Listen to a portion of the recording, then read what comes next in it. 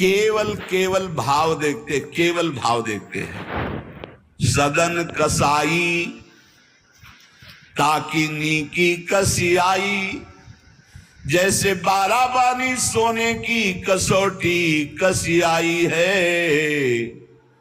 जीव को न बध करें ए पे कुलाचार ढरे, बेचे मांस लाए प्रीति हरि सो लगाई है।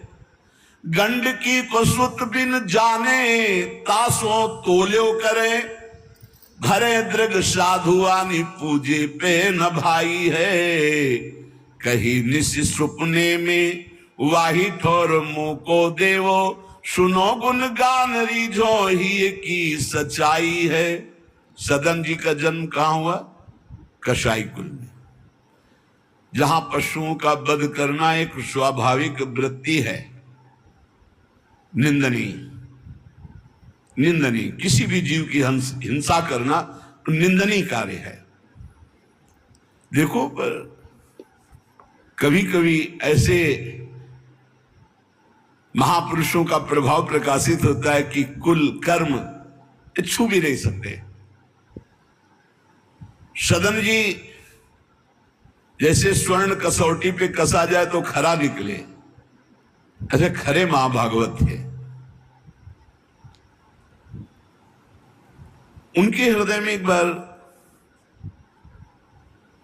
कुछ रिश्ते नातेदार आए, बच्चे ही थे, तो पिता एक छोटा बछड़ा लाए थे। वहां तो कटते ही रहते थे। पिता ने कहा कि ज्यादा तो इसमें मांस नहीं, इसकी टांगों में मांस से पहले तो फिर अपने अतिथि का स्वागत करते हैं। सदन जी ने जो सुना उसके पास गए तो लिपट कर रोए, बच्चे थे, बछड़े से, कि ऐसा ऐसा मेरे पिताजी कह रहे हैं तुम्हें काटा जाएगा, और ऐसे दुलार कर रहे थे। बछड़े के भी देखा आंसू निकल रहे। हर जीव को पता है, कष्ट का पता होता है। तो उसने कहा एक भागवती महापुरुष का जीवन बदलना है, इसलिए मानो बछड़े ने कहा कि तुम अपने पिताजी से कह दो, उचित तो यह है कि पहले मेरी गर्दन काटे। तो सदन जी ने कहा ऐसा क्यों? बोले क्योंकि मैं पूर्व में ऐसा था, तुम्हारे पिताजी पशु थे और मैंने इनकी गर्दन उड़ाई है, तो मैं अब पशु बना हूं, इनसे कह दो तुम्हें गर्दन ही काटनी चाहिए, पहले जिंदा टांग मत काटो, मैंने तुम्हें इतना कष्ट पूर्व में नहीं दिया था, सीधे गर्दन काटी थी। इसका मतलब जो कर्म किया जाता है उसका फल मिलता है पक्का। मैंने पूर्व में तुम्हारे पिता की गर्दन काटी थी इस जन्म में, इसीलिए मुझे पशु बनना पड़ा, और तुम्हारे ही पिता मेरी गर्दन काटेंगे पक्का, तुम रोक नहीं सकते, क्योंकि वो विधान है। पर वो पहले टांग ना काटे, पहले गर्दन काटे। अब ये घटना उनको बहुत छुई। जीव को अपने कर्म का फल भोगना पड़ता है जन्म जन्मांतरों में। बच्चे ही थे, कुछ संत मंडली जा, यही है मत की रति गति भूति भलाई, जब जे जतन जहां जे पाई, सो जानो सत्संग प्रभाव। सत्संग का एक अमोघ प्रभाव होता है। वो संतों के सामने गए, चरणों में लौट गए, बालक थे। संत जनों ने उठो उठो बच्चे, तो रोते हुए बोले कि हर कर्म का फल जीव को भोगना पड़ता है, कोई ऐसा साधन है जिससे कर्म का फल ना भोगना पड़े और जीवन मुक्त हो जाए, जीव मुक्त हो जाए? उनका भगवान का निरंतर नाम रटना, श्री हरि हरि नाम निरंतर रटे, और स्वयं किसी जीव को कष्ट ना दे, और संतों का संग करता रहे, तो जीवन मुक्त हो जाएगा।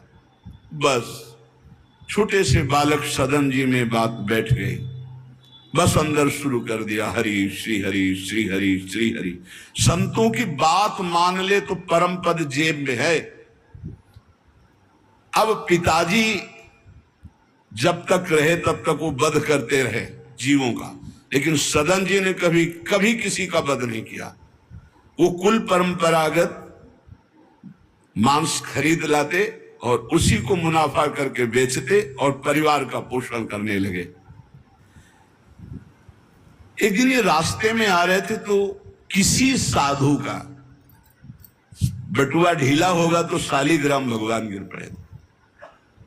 इन्होंने उठाया कि अच्छा चमकता हुआ कोई पत्थर है, शालिग्राम भगवान को लाए तो उन्होंने अंदाज में कि आधा 1 किलो के वजन का काम तो करेंगे, तराजू में रख दिया।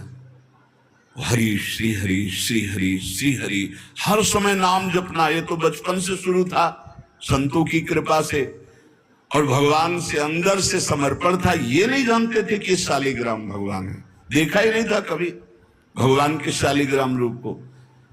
अब जैसे कोई कहता कि 5 किलो दो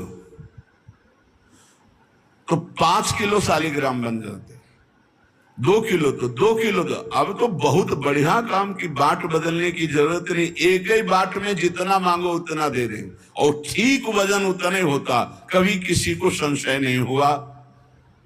एक दिन वो संत समागम करते ही थे तो एक संत भगवान आए। कोई इनके यहां ये भेद नहीं मानता था कि ये अमुक कुल की, क्योंकि इतने महाभागवत थे। संतों के चरणामृत लेना, उनके पास बैठकर सत्संग करना, तो संत जन इनके यहाँ आकर के बैठते थे, इनके यहाँ आकर के थोड़ी देर भगवत चर्चा, बड़े उच्च कोटि के भाव सदन जी के प्रकाशित थे। तो एक संत भगवान ने देखा कि ये तो बड़े सिद्ध शालिग्राम है, इनमें तो चक्र का चिन्ह भी है और ये इससे मांस तोलते हैं। अश्रुपात होने लगे संत जी के कि ऐसा अनर्थ करते हो तुम, भगवान के भक्त हो। संत जी ने सदन जी से बताया कि ये जानते हो तुम्हारे बाट नहीं है, स्वयं शालिग्राम भगवान है और इतना घृणित कार्य कि तुम इनसे एक तरफ मांस और एक तरफ शालिग्राम, बड़ी बड़ी उनको व्यथा हुई। सदन जी ने कहा मुझे कुछ पता नहीं, मैं नहीं जानता, मेरे लिए तो ये बहुत सिद्ध बाट है, मैं जितना ग्राहक मांगता है उतना ही, आधा किलो तो आधा किलो, 5 किलो तो 5 किलो बन जाते हैं। आप देखो अपने कुल कर्म को कर रहे हैं और नाम जप कर रहे हैं और संतों की कृपा है। तो देखो अचानक रास्ते में भगवान शालिग्राम जी मिले थे। उन्होंने कहा अगर ये भगवान है तो आप ले लो, हम तो सेवा पूजा कुछ जानते नहीं, आप इनको ले जाओ। संत जी ले गए और देखो ये हृदय में बैठा लीजिए, संत मिले मतलब आखिरी जन्म हमारा है।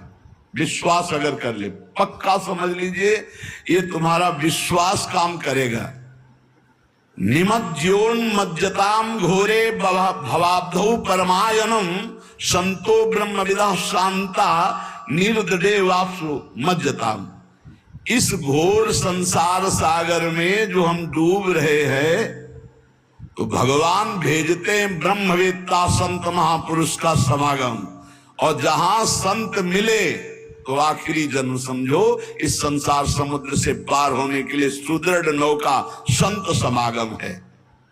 भव सागर कहा नाव शुद्ध संतन के चरण,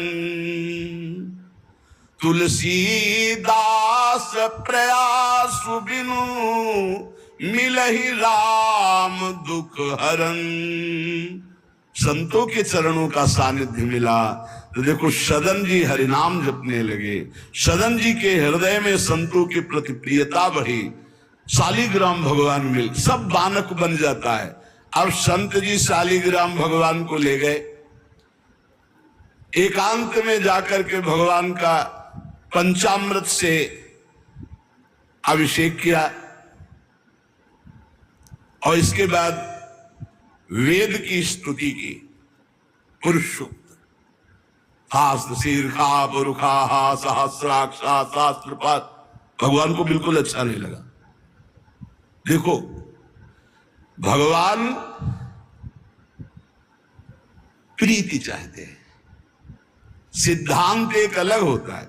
इसीलिए कल हम ऊपर कुछ साधकों से कह रहे थे कि किसी भी साधक को ठाकुर जी में जिस रूप में आसक्ति हो उसको ठेस नहीं पहुंचानी चाहिए, क्योंकि पता नहीं कितना आसक्त हो आप देख करके अच्छा चलो, ऐसे नहीं कभी वही ओहो धन्य भाग, कितने सुंदर आपके ठाकुर जी है, बहुत सुंदर, आप खूब प्यार कीजिए, क्योंकि पता नहीं वो कितनी गहराई से प्यार कर रहा है आप, तो उसका हृदय बहुत दुखी हो जाएगा। भक्त का हृदय दुखी हुआ तो आपकी उपासना में फर्क पड़ जाएगा।